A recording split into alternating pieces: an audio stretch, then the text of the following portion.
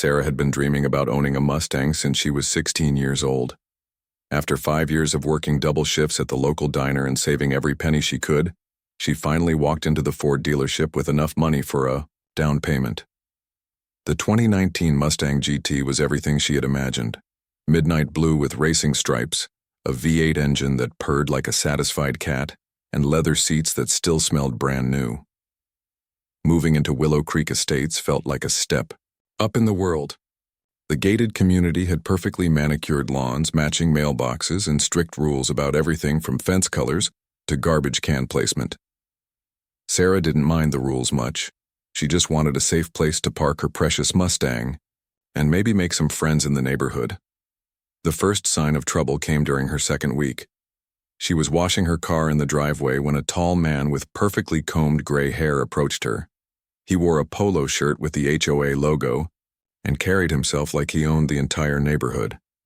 This was Richard Blackwood, the HOA president, and he had opinions about everything. "Miss Patterson, I presume," he said, not bothering with pleasantries. "I'm Richard Blackwood, president of the Willow Creek HOA board. I need to discuss your vehicle with you." Sarah looked up from polishing her headlights, confused. "Is there a problem, Mr. Blackwood? I'm parked in my own driveway." Richard's eyes narrowed as he examined the Mustang. "The issue is the noise level. Several neighbors have complained about the engine sound when you leave for work in the mornings. Our community values peace and quiet." "But I leave at 7:30, Sarah protested. "That's not exactly early, and I don't rev the engine or anything. I just start it up and go. Nevertheless, we need to maintain property values here. I suggest you consider a more appropriate vehicle for our community standards." He handed her a thick packet of HOA rules and regulations. "Please review Section 12 regarding vehicle noise ordinances." Sarah felt her cheeks burn with embarrassment and anger. She had worked so hard to afford this car in this house, and now some stuck-up HOA president was trying to tell her what she could drive. "Mr. Blackwood, I checked all the HOA rules before I bought here. My car meets every requirement. It's registered, insured, and there's nothing in the rules about engine noise during normal daytime hours." Richard's smile was cold and condescending. "Miss Patterson, there are written rules, and then there are community expectations.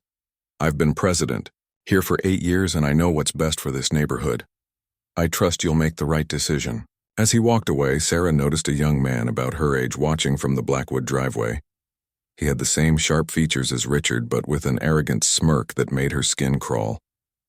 This had to be the son she'd heard some neighbors whispering about, Tyler Blackwood, who'd never worked a day in his life but drove around in a different expensive car every few months. That evening, Sarah called her best friend Emma to vent about the encounter. "Can you believe this guy? He basically told me my car doesn't belong in his precious neighborhood. I mean, it's a Ford Mustang, not some souped-up monster truck with illegal exhaust pipes." Emma laughed on the other end of the line. "Honey, you bought that car fair and square, and you're paying your HOA fees just like everyone else. Don't let some power-hungry old man intimidate you. What's he going to do, call the car police?" But Sarah couldn't shake the feeling that this was just the beginning of her troubles with Richard Blackwood. Over the next few weeks, she noticed him watching whenever she came or went, sometimes even taking photos of her car with his phone. Other neighbors started giving her odd looks, and she wondered what stories Richard might be spreading about her and her inappropriate vehicle. The situation escalated when Sarah received her first official HOA violation notice. The charge was excessive noise disturbance during residential quiet hours, with a fine of $200. The alleged violation had occurred at 7:45 on a Tuesday morning when Sarah was leaving for work, well within normal daytime hours according to every noise ordinance she could find. Sarah marched straight to Richard's house that evening. The violation notice clutched in her trembling hand. She had never been good at confrontation, but this was ridiculous. When Richard answered the door, his expression showed he'd been expecting this visit. "Mr. Blackwood, this fine is completely unfair. I wasn't violating any noise ordinances, and you know it. This feels like harassment because you personally don't like my car." Richard stepped onto his porch, closing the door behind him. "Miss Patterson, the HOA board voted unanimously on this violation. We have multiple witness statements about excessive noise levels from your vehicle. The fine stands, and I suggest you take this as a warning to be more considerate of your neighbors." "What? Witnesses?" Sarah demanded. "I want to see these statements. I want to know exactly who complained and what they said." "That information is confidential," Richard replied smoothly. "But I can tell you that continuing this pattern of behavior will result in additional fines and possibly legal action from the HOA." As Sarah stood there fuming, Tyler Blackwood pulled into the driveway in a bright red Corvette with aftermarket exhaust pipes that made her Mustang sound like a whisper by comparison. The irony wasn't lost on her, and she couldn't help but point it out. "That car is 10 times louder than mine," she said, gesturing toward Tyler's Corvette. Richard glanced at his son's car and shrugged. "Tyler's vehicle meets all HOA requirements. The difference is consideration and timing, Miss Patterson. Perhaps you should take notes." Walking back to her house, Sarah felt more frustrated than ever. It was clear that the rules applied differently depending on who you were and who your father happened to be. She had no idea that this unfair treatment was about to get much worse, or that Tyler Blackwood was about to turn her life completely upside down. The morning of October 15th started like any other Tuesday. Sarah had her usual coffee and toast, grabbed her purse and keys, and headed out to her beloved Mustang. She had been extra careful lately, starting the engine gently and keeping the RPMs low until she was out of the neighborhood. The last thing she wanted was another bogus noise violation from Richard Blackwood. As she backed out of her driveway, Sarah noticed Tyler Blackwood washing his Corvette in his driveway. He looked up and gave her that same arrogant smirk she'd seen before, like he knew something she didn't. She ignored him and continued toward the neighborhood exit, planning her route to avoid the morning construction on Maple Street. Sarah had just turned onto Pine Avenue, the main road leading out of Willow Creek Estates, when she heard the roar of an engine behind her. In her rearview mirror, she saw Tyler's red Corvette approaching fast, too fast for the residential area. The speed limit here was 25 miles per hour, but Tyler had to be doing at least 40. She moved to the right side of her lane to give him plenty of room to pass. The road was wide enough and there was no oncoming traffic. But instead of passing normally, Tyler seemed to accelerate even more. Sarah watched in horror as the Corvette swerved into the oncoming lane, then suddenly jerked back toward her lane. Except Tyler had misjudged the distance. The sound of crushing metal and shattering glass filled the air as Tyler's Corvette slammed into the passenger side of Sarah's Mustang. The impact sent both cars spinning. Sarah's car hit the curb and came to rest against a large oak tree, while Tyler's Corvette ended up in someone's front yard, steam rising from its crumpled hood. A moment. Everything was silent except for the hissing of radiators and the tick of cooling engines. Sarah sat in her driver's seat, shaking uncontrollably. Her beautiful Mustang was destroyed. The entire passenger side was caved in, the windows were shattered, and she could smell gasoline and burning oil. "Oh my God. Oh my God," she whispered, checking herself for injuries. Miraculously, she seemed to be okay except for some soreness from the seatbelt and a small cut on her hand from flying glass. She fumbled for her phone to call 911, but before she could dial, she heard shouting from Tyler's direction. "What the hell is wrong with you?" Tyler was screaming as he climbed out of his car. His face was red with anger, not concern. "You cut right in front of me. Are you insane?" Sarah stared at him in disbelief. "What?" "Tyler, you were speeding and you hit me. I was in my own lane." "That's not what happened," Tyler shot back, pulling out his phone. "I'm calling my dad and the police. You're going to pay for my car, lady." Within minutes, it seemed like half the neighborhood had gathered at the accident scene. Richard Blackwood arrived before the police, his face grim as he surveyed the damage to both vehicles. Instead of checking on Sarah's well-being, he immediately went to his son. "Tyler, are you hurt? What happened here?" Richard's voice was full of parental concern. "Dad, she came out of nowhere and cut right in front of me." Tyler said loudly, making sure the gathering neighbors could hear. "I tried to avoid her, but she was driving like a maniac. Look what she did to my car." Sarah couldn't believe what she was hearing. "That's not true. Tyler was speeding and tried to pass me unsafely. He sideswiped my car." Richard turned to Sarah with cold eyes. "Miss Patterson, I think you're confused. You've just been in an accident. Perhaps you should wait for the paramedics before making wild accusations about my son." When Officer Martinez arrived on the scene, Sarah felt a surge of relief. Finally, someone official would take an objective look at what happened. The officer was professional and thorough, measuring skid marks, taking photos, and interviewing witnesses. But as Sarah gave her statement, she noticed Richard talking quietly to several neighbors who had gathered. She caught fragments of their conversations, words like reckless driving and always speeding in that loud car, and saw it coming. Her heart sank as she realized what was happening. When Officer Martinez interviewed the neighbors, their stories all seemed to align with Tyler's version of events. Mrs. Henderson from 2 streets over claimed she saw Sarah flying out of her driveway like a bat out of hell. Mr. Peterson, who Sarah had never even met, said he witnessed her cut right in front of that poor Blackwood boy without signaling. "This doesn't make sense," Sarah told Officer Martinez desperately. "I was driving normally. Tyler was the one speeding. There should be skid marks or something to prove it." The officer showed her his measurements. "Ma'am, the physical evidence suggests your vehicle crossed into the other lane before impact. The damage patterns and debris fields support the witness statements." Sarah felt like she was living in a nightmare. How could the evidence be wrong? How could all these neighbors lie about what they saw? As the officer wrote up his report, classifying the accident as Sarah's fault for unsafe lane change, she began to understand the power Richard Blackwood held in this community.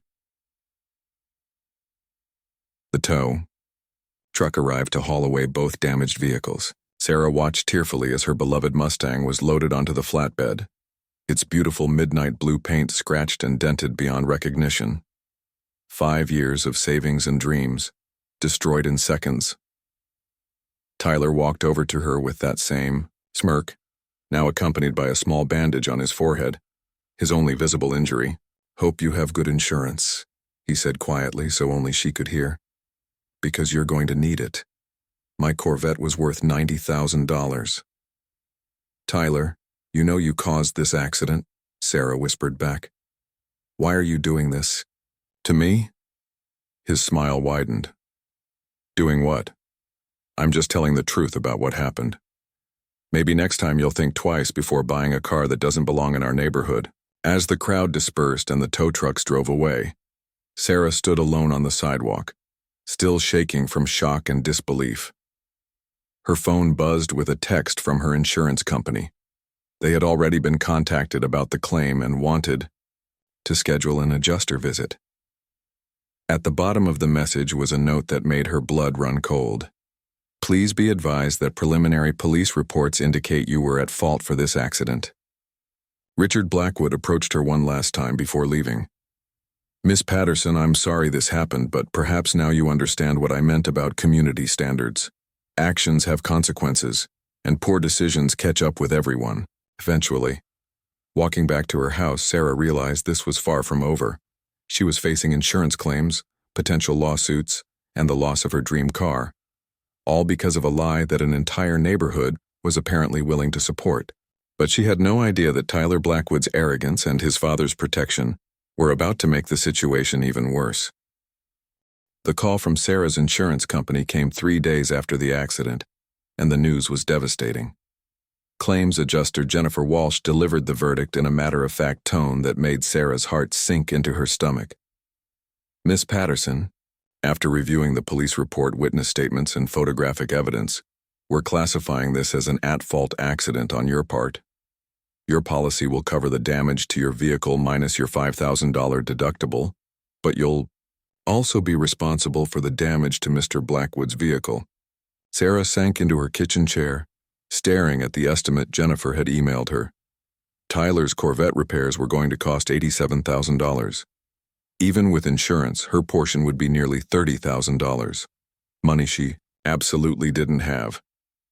"There has to be some mistake," Sarah pleaded. "I know what happened. Tyler was speeding and he hit me. The witnesses are lying." Jennifer's sigh was audible through the phone. "I understand this is frustrating, but we can't dispute a police report and multiple eyewitness accounts without concrete evidence to the contrary. Do you have dash cam footage or any other proof that contradicts the official report?" Sarah closed her eyes in defeat. She had been planning to install a dash cam for months but kept putting it off to save money. Now that decision was costing her everything. No, I don't have any footage. Then I'm afraid our hands are tied. You'll need to arrange payment for the damages or we can set up a payment plan. The Blackwood family's attorney has already contacted us about expediting the claim. After hanging up, Sarah sat in her empty kitchen and cried for the first time since the accident. Her savings account was already depleted from buying the house and car. She'd have to take out loans, work extra shifts, maybe even consider selling her house to pay for Tyler's repairs. The doorbell rang, interrupting her breakdown. Through the peephole, she saw a well-dressed woman in an expensive suit holding a briefcase. This had to be the Blackwood family attorney Jennifer had mentioned. Miss Patterson, I'm Victoria Sterling, legal counsel for the Blackwood family. I'd like to discuss the settlement of this matter. Victoria Sterling looked like she ate people like Sarah for breakfast. Her smile was sharp, her handshake was firm, and her eyes were calculating as she surveyed Sarah's modest living room. She set her briefcase on the coffee table and pulled out a thick folder of documents. The good news is that my clients are willing to be reasonable about this unfortunate situation, Victoria began. Tyler is a good boy, and despite your reckless driving, he doesn't want to see you financially ruined. Sarah bristled at the phrase reckless driving but forced herself to stay calm. What kind of settlement are you talking about? Victoria spread several papers across the coffee table. We're prepared to accept $50,000 in damages, significantly less than the full repair cost and Tyler's pain and suffering. In exchange, you'll sign this agreement acknowledging full responsibility for the accident and waiving any right to future legal action. $50,000 might as well have been $50 million to Sarah. I don't have that kind of money, and I'm not signing anything that says I caused this accident when Tyler was the one speeding. Victoria's smile didn't waver. Miss Patterson, let's be realistic. You have a police report, multiple witnesses, and physical evidence all pointing to your liability. If we take this to court, you could be looking at much higher damages plus legal fees. This settlement offer is quite generous. Generous? Sarah laughed bitterly. You're asking me to pay $50,000 for an accident I didn't cause and you call it generous? What I call it is reality, Victoria replied coolly. You have no evidence to support your version of events.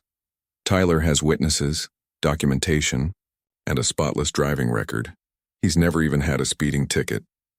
That last statement hit Sarah like a slap.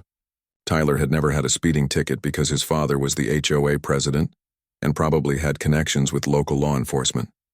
How many times had Tyler's violations been overlooked or dismissed because of who his father was? Victoria continued laying out documents. You have 72 hours to consider this offer. After that, we'll be forced to pursue full damages through the courts. I should mention that Tyler has also been experiencing headaches and neck pain since the accident. If his symptoms persist, we may need to add medical damages to the claim. Sarah stared at the settlement papers, her vision blurring with angry tears. This is extortion. You know Tyler caused this accident and you're using your wealth and connections to force me to pay for it. That's a very serious accusation, Miss Patterson, Victoria said, her tone suddenly ice cold. I'd be very careful about making statements like that. Defamation of character is also actionable under the law. After Victoria left, Sarah called her best friend Emma in desperation. Emma listened to the whole story, growing more outraged with each detail. This is insane, Sarah. There has to be something you can do. What about getting your own lawyer? Sarah had already looked into that. I called 3 lawyers today. The cheapest one wants a $5,000 retainer just to review the case, and they all said the same thing. Without evidence to contradict the police report, it would be nearly impossible to win. What about private investigators? Maybe they could find something the police missed? I got a quote for that too. $1,500 just for a basic accident reconstruction, with no guarantee they'd find anything useful. Sarah slumped on her couch, feeling trapped from every angle. That evening, Sarah drove her rental car around the neighborhood, looking for any security cameras that might have captured the accident. She knocked on doors, asking if anyone had doorbell cameras or surveillance systems that faced Pine Avenue. Most neighbors were polite but unhelpful. A few were openly hostile, clearly having heard the Blackwood version of events. Mrs. Chen, an elderly woman who lived on the corner, was the only one who seemed sympathetic. "I didn't see the accident, dear, but I did hear it. Such a terrible noise. I hope you're not badly hurt." "I'm okay, but my car is totaled," Sarah said gratefully. It was the first genuine concern anyone in the neighborhood had shown her. "Mrs. Chen, do you happen to have any security cameras that face the street?" Mrs. Chen shook her head sadly. "No, dear. My husband always said we should get some, but we never got around to it. I'm sorry I can't help you more." As Sarah walked back to her rental car, she noticed Tyler Blackwood pulling into his driveway in a brand new silver BMW. He saw her watching and gave her that familiar smirk, then made an exaggerated gesture of checking his watch, clearly referencing the 72-hour deadline his lawyer had given her. Back home, Sarah spread Victoria Sterling's settlement papers across her kitchen table. $50,000 to admit to something she didn't do. The alternative was potentially losing everything in a court battle she couldn't afford to fight and probably couldn't win. Her phone rang, and Richard Blackwood's name appeared on the caller ID. Sarah's hands shook as she answered. "Miss Patterson, I heard Victoria stopped by to discuss resolving this matter." Richard's voice was smooth and controlled. "I hope you'll seriously consider her offer. It would be unfortunate if this situation had to become more complicated." "What do you mean by that?" Sarah asked, though she was afraid to hear the answer. Richard's pause was pregnant with implications. "Well, Tyler's medical issues are still developing. And of course, there's your standing in the community to consider. These things have a way of affecting people's reputations, their employment, their ability to fit in with their neighbors. I'd hate to see you face any additional difficulties beyond what you're already dealing with." The threat was subtle, but unmistakable. Sarah realized she wasn't just fighting Tyler and his lawyer. She was up against Richard Blackwood's entire network of influence. But what she didn't know was that her nightmare was about to get even worse, and Tyler's arrogance was about to lead him to make a crucial mistake that would change everything. Sarah spent a sleepless night staring at the settlement papers, knowing she had no choice but to sign them. $50,000 would destroy her financially, but fighting the case in court would likely cost even more with no guarantee of winning. She had never felt so powerless in her entire life. The next morning, she was getting ready for work when she heard loud music and laughter from the Blackwood driveway. Through her bedroom window, she could see Tyler showing off his new BMW to a group of friends. They were drinking beer and celebrating, apparently having quite the party at 10 in the morning. What caught Sarah's attention was Tyler's animated storytelling. He was gesturing wildly, clearly recounting the accident to his friends. Even from her window, she could hear fragments of his loud voice carried on the wind. Words like "stupid girl" and "didn't see it coming" made her stomach churn. On impulse, Sarah grabbed her phone and started recording. She couldn't hear everything clearly from her house, but Tyler was being so loud and obnoxious that she managed to catch several disturbing comments. At one point, she heard him say, "The dumb bitch never knew what hit her," followed by eruptions of laughter from his friends. Sarah's hands were trembling as she watched Tyler's performance. This wasn't the behavior of someone who had been traumatized by a serious car accident. This was someone celebrating a victory, bragging about getting away with something. She was about to close the window when she heard Tyler say something that made her blood run cold. "The best part is she's going to pay for my whole car. Dad's lawyer's squeezing her for 50 grand and the stupid girl doesn't even know I was texting when it happened." Sarah nearly dropped her phone. Tyler had just admitted to texting while driving, and to his friends no less. She quickly checked her recording to make sure it had captured his words clearly. It wasn't perfect quality, but Tyler's voice was definitely audible, and his confession was unmistakable. For the first time since the accident, Sarah felt a spark of hope. This recording might not be enough to completely overturn the case, but it was certainly evidence that Tyler hadn't been honest about what caused the accident. She immediately called Emma to tell her about this development. "Oh my God, Sarah, this is huge," Emma exclaimed. "You need to take this to the police right away and to your insurance company. This changes everything." Sarah drove straight to the police station, her heart pounding with nervous excitement. Officer Martinez listened to the recording and reviewed her case file, but his expression remained skeptical. Miss Patterson, this recording is interesting, but it doesn't necessarily prove Mr. Blackwood caused the accident. People sometimes exaggerate or joke around when they're talking to friends, and the recording quality makes it difficult to be certain what was actually said. Sarah stared at him in disbelief. Officer Martinez, you can clearly hear him admit to texting while driving, and he's bragging about making me pay for an accident I didn't cause. How is that not evidence? It's potentially evidence of poor character, but it's not enough to overturn an official accident report. You'd need something more concrete. Phone records showing he was actually texting at the time of the accident, for instance. Phone records. Sarah's heart sank. Getting Tyler's phone records would require a court order, which meant she'd need a lawyer, which brought her right back to the money problem she couldn't solve. Frustrated but not defeated, Sarah decided to try a different approach. She called Tyler's cell phone carrier, hoping to find some way to access the records herself.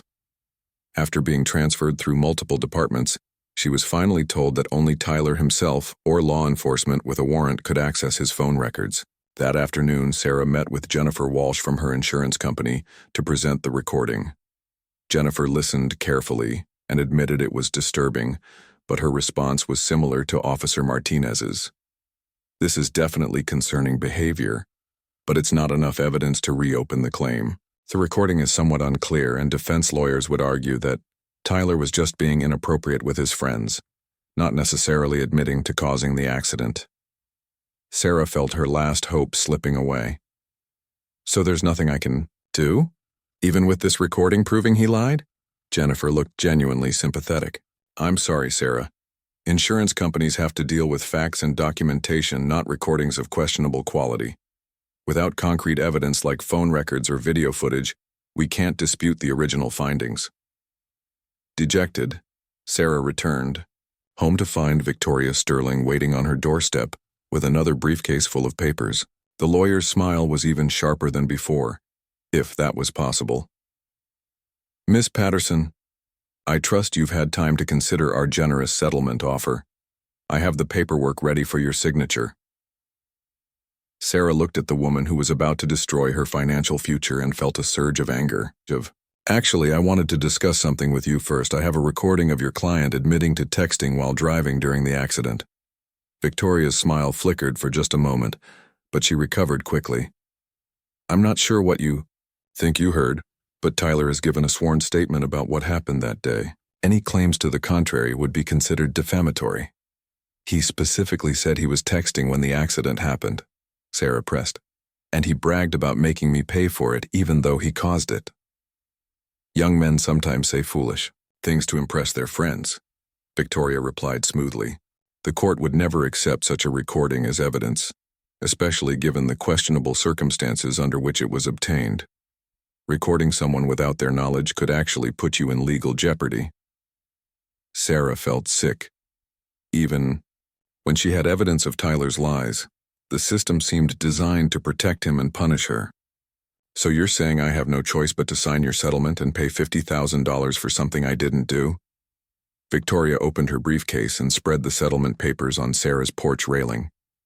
What I'm saying is that you have 18 hours left to make the smart choice. After that, we'll be pursuing full damages in court, plus Tyler's ongoing medical expenses. His neck pain has been getting worse and he may need physical therapy. The lawyer's tone made it clear this was Sarah's last chance. As Victoria drove away in her luxury sedan, Sarah realized she was facing a level of corruption and manipulation she had never imagined possible. Tyler could literally admit to causing the accident, and it still wouldn't matter because his family had the money and connections to make the truth irrelevant. But Sarah didn't know that Tyler's arrogance was about to lead him to make an even bigger mistake. His need to brag and show off was going to provide her with exactly the evidence she needed, if she was smart enough and brave enough to get it. The war between Sarah and the Blackwoods was far from over, and the next 24 hours would determine whether justice would prevail or whether money and power would crush an innocent person's life completely. Sarah had less than 18 hours to decide whether to sign away $50,000 and her dignity, or risk losing everything in court. She sat at her kitchen table, staring at Victoria Sterling's settlement papers, when her phone buzzed, with a text from an unknown number. "Sarah, this is Marcus Chen, Mrs. Chen's grandson. My grandmother said you were asking about security cameras. Can we meet? I might have something that could help you." Sarah's heart leaped. She immediately texted back, and within an hour, Marcus was sitting in her living room with a laptop computer. He was a college student studying computer science, and his grandmother had told him about Sarah's situation. "I set up a security system for my grandmother last month," Marcus explained, opening his laptop. "She didn't think she had cameras facing the street, but she was wrong. I installed a small camera in her front door that has a wide-angle view. It might have caught something from the accident." Sarah watched breathlessly as Marcus pulled up the footage from the morning of October 15th. The camera angle wasn't perfect, but it showed a clear view of Pine Avenue where the accident had occurred. At 7:47 a.m., Sarah's Mustang appeared in the frame, driving normally and staying in her lane. "There you are," Marcus pointed to the screen. "You're driving completely, normally staying on your side of the road." Seconds later, Tyler's red Corvette appeared, moving much faster than Sarah's car. Even in the grainy security footage, it was obvious that Tyler was speeding and driving aggressively. As they watched, Tyler's car swerved into the oncoming lane, as if to pass, then suddenly jerked back into Sarah's lane, causing the collision. "Oh my God," Sarah whispered, tears streaming down her face. "This proves everything. Tyler was speeding and he caused the accident by making an unsafe pass." Marcus nodded grimly. "It gets worse. Look at this." He rewound the footage and zoomed in on Tyler's car just before the collision. Through the windshield, they could see Tyler looking down at something in his lap, clearly his phone, not the road. "He really was texting," Sarah breathed. "The recording I made wasn't just bragging, he was actually texting while driving when he hit me." Marcus saved multiple copies of the footage and helped Sarah burn it to several DVDs. "You need to get this to the police and your insurance company immediately," he said. "This completely contradicts all the witness statements." Sarah was already reaching for her phone to call Officer Martinez when Marcus stopped her. "Wait. Before you turn this over to the authorities, you might want to consider the timing. If you show this evidence now, the Blackwoods will just claim the footage is fake or that it doesn't show what we think it shows. But if you wait until they've committed to their lies in a more official capacity..." Sarah understood immediately. "You mean let them dig themselves in deeper first?" "Exactly. If you can get Tyler or his father to repeat their false statements in a sworn deposition or court filing, then present this evidence. It becomes perjury instead of just lying to the police." It was a risky strategy, but Sarah realized Marcus was right. Victoria Sterling had given her 18 hours to sign the settlement. What if, instead of signing, Sarah demanded a formal hearing where Tyler would have to testify under oath about what happened? That evening, Sarah called Victoria Sterling. "Ms. Sterling, I've decided not to accept your settlement offer. I want a formal hearing where your client can testify under oath about what happened." Victoria's voice was sharp with annoyance. "Miss Patterson, that's a very foolish decision. You have no evidence to contradict the police report. You're only going to make this more expensive and embarrassing for yourself." "Maybe," Sarah replied, trying to keep her voice steady. "But I'm not signing anything that says I caused an accident, when I know I didn't. If Tyler is so confident about his version of events, he should be willing to swear to it under oath." There was a long pause before Victoria responded. "Fine.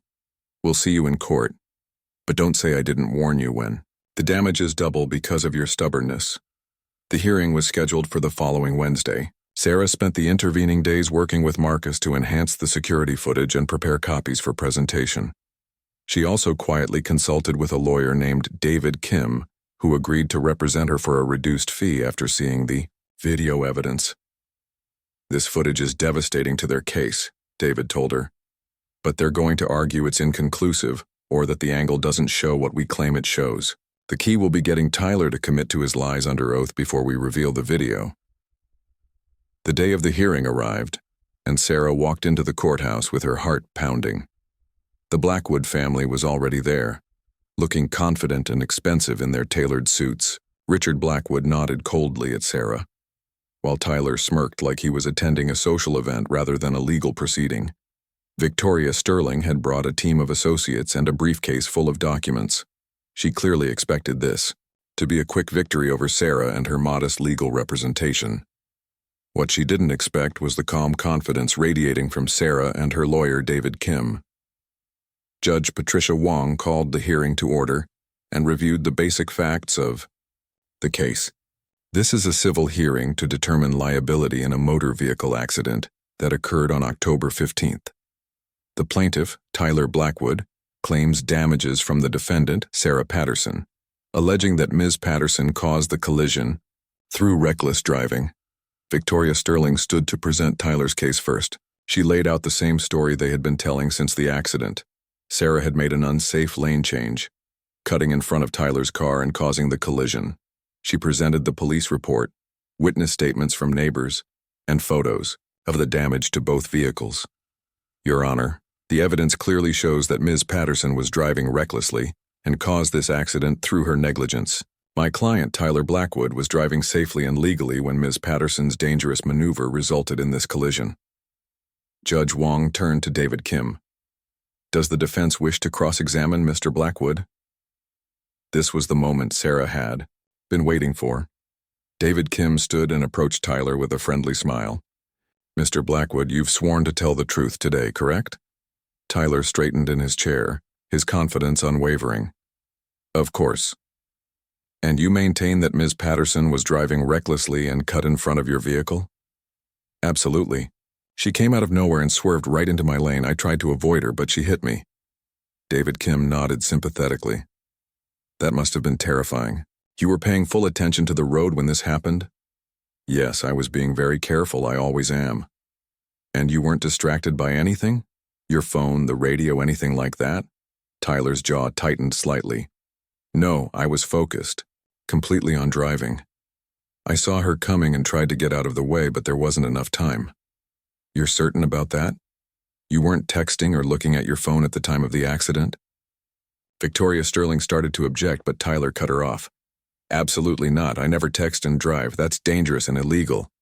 David Kim smiled and returned to his table. Thank you, Mr. Blackwood. No further questions. Victoria Sterling looked puzzled by the brief cross-examination, but she seemed pleased that Tyler had stuck to his story without any major challenges. Judge Wong asked if the defense had any evidence to present. We do, Your Honor, David Kim said, standing with a DVD in his hand. We have video footage of the accident that completely contradicts Mr. Blackwood's testimony. The courtroom erupted. Victoria Sterling jumped to her feet, objecting loudly about evidence not disclosed in discovery. Richard Blackwood's face went pale while Tyler looked confused and angry. Judge Wong called for order. Mr. Kim, this is highly irregular. Where did this footage come from and why wasn't it disclosed earlier? David Kim explained about Mrs. Chen's security camera and how the footage had only recently been discovered. Your Honor, this evidence directly contradicts the sworn testimony we just heard. Given that Mr. Blackwood has now testified under oath about his version of events, we believe the court should see what actually happened. After a brief recess for legal arguments, Judge Wong allowed the footage to be played. The courtroom fell silent as everyone watched the crystal-clear evidence of what really happened that morning. Tyler's Corvette was clearly speeding, clearly making an unsafe pass, and clearly at fault for the collision. But the most damning part came when David Kim zoomed in on the footage showing Tyler looking down at his phone just seconds before the crash. Your Honor, Mr. Blackwood just testified under oath that he was paying full attention and never texting while driving. This footage shows otherwise. Tyler's face had gone from confident to panicked. He whispered urgently to Victoria Sterling, who was frantically shuffling through papers, clearly trying to figure out how to salvage her case. Judge Wong replayed the footage twice more, studying it carefully. Mr. Blackwood, do you wish to revise any part of your testimony in light of this evidence?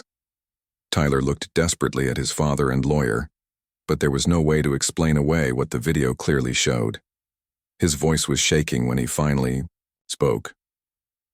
I might have glanced at my phone for just a second, but... Mr. Blackwood, Judge Wong interrupted sternly. You testified under oath that you were not distracted by. When court reconvened after the recess, the atmosphere was completely different. Judge Wong had clearly made up her mind, and her expression was stern as she looked directly at Tyler Blackwood.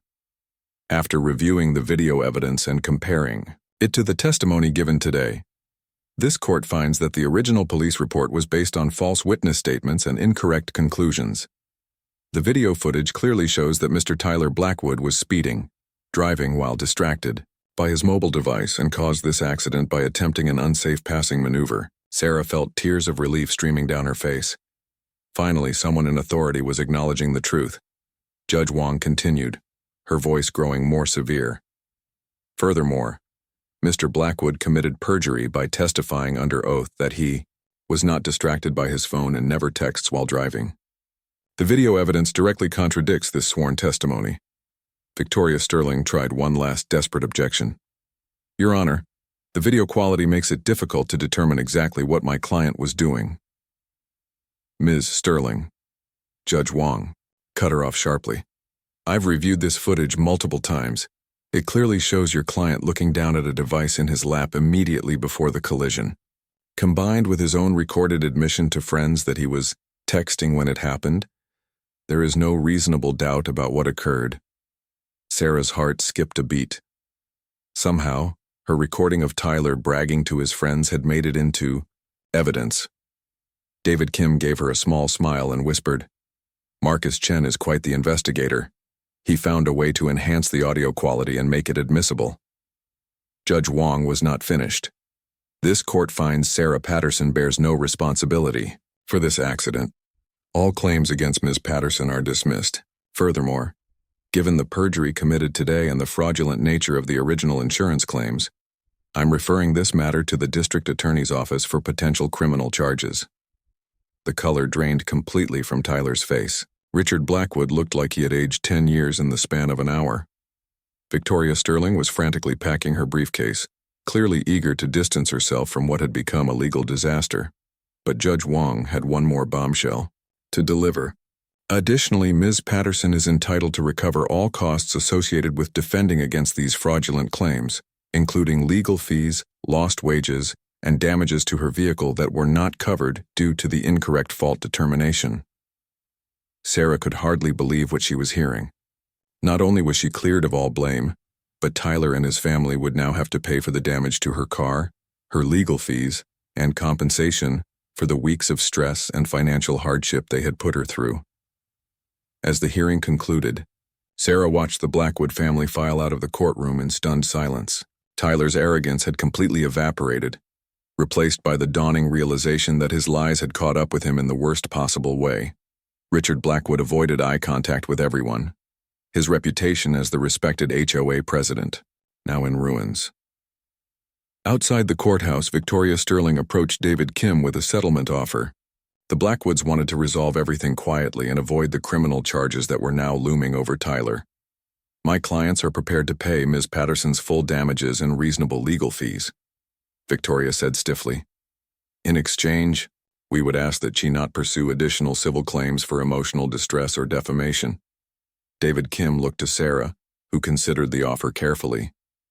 She could probably sue for much more, given all the stress and damage to her reputation that the Blackwoods had caused. But all she really wanted was to be made whole, and to see justice done. I'll accept the settlement on one condition, Sarah said.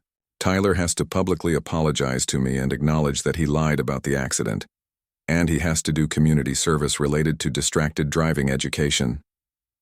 Victoria Sterling's jaw tightened, but she nodded. I'll discuss it with my clients. 3 days later, Sarah received a check for $47,000.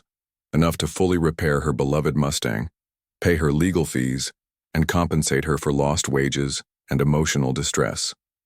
More importantly, Tyler Blackwood was required to perform 200 hours of community service speaking to high school students about the dangers of distracted driving. The criminal charges were eventually reduced to a misdemeanor in exchange for Tyler's guilty plea and community service, but the conviction remained on his record. Richard Blackwood was forced to resign as HOA president after other residents learned about his role in intimidating Sarah and covering up his son's crimes. Sarah's Mustang was fully restored to its original midnight blue glory, and she had it, fitted with front and rear dash cameras, a precaution she would never skip again. The car looked better than ever, and driving it felt like a victory lap every single day. The most satisfying moment came 6 months later when Sarah was washing her car in the driveway. Tyler, now driving a modest Honda Civic instead of expensive sports cars, walked past her house on his way to another court-mandated community service session. He stopped and looked at her restored Mustang, then at Sarah. "I'm sorry," he said quietly, his former arrogance completely gone. "I was stupid and selfish, and I almost ruined your life because I was too proud to admit I made a mistake." Sarah looked at the young man who had once seemed so untouchable, now humbled by the consequences of his actions. "Tyler, I hope you learned something from all this. Actions have consequences, and the truth always comes out eventually." He nodded and continued walking, his head down and his shoulders slumped. The entitled, arrogant boy who thought he could lie his way out of anything had learned a hard lesson about accountability. As Sarah finished polishing her Mustang, she reflected on how close she had come to losing everything because of one family's corruption and sense of entitlement. The experience had taught her that sometimes you have to fight for the truth, even when the odds seem impossible and the system seems stacked against you. Mrs. Chen's grandson Marcus had become a good friend, and his quick thinking with the security footage had saved Sarah's life from being destroyed by lies. The elderly Mrs. Chen often invited Sarah over for tea, and they would sit on her porch watching the quiet neighborhood street where justice had finally been served. The Blackwood family eventually moved away from Willow Creek Estates, unable to face the daily reminder of their disgrace. The new HOA president was a fair-minded woman who treated all residents equally, regardless of what kind of car they drove or how much money they had. Sarah kept her job at the diner and continued making her car payments, but now she drove with confidence, knowing that she had fought for the truth and won. Her midnight blue Mustang wasn't just a car anymore. It was a symbol of perseverance, justice, and the power of standing up to bullies, no matter how rich or connected they might be. Every time she heard that V8 engine purr to life, Sarah smiled and remembered that sometimes the good guys really do win, especially when they refuse to give up and keep fighting for what's right.